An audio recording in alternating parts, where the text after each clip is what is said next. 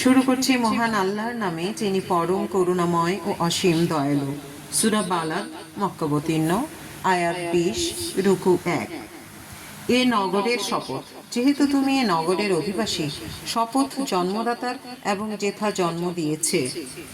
মানুষকে আমি শ্রম নির্ভর করে সৃষ্টি করেছি। সে কি মনে করে যে কখনো তার উপর কেউ ক্ষমতাবান হবে না?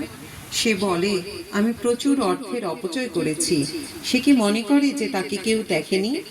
আমি তাকে কি চক্ষুদয়, জিহ্বা এবং অধরষ্টু দেইনি? এবং আমি তাকে কি দুটি পথই দেখাইনি? সে তো কষ্টের পথ অবলম্বন করেনি। তুমি কি জানো কষ্টের পথ কি?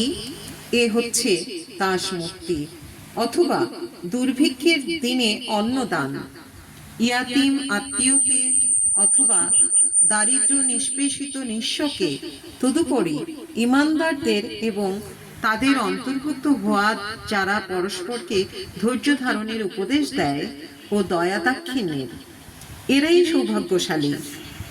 এবং যারা আমার আয়াতকে প্রত্যাখ্যান করেছে তারাই কাফের।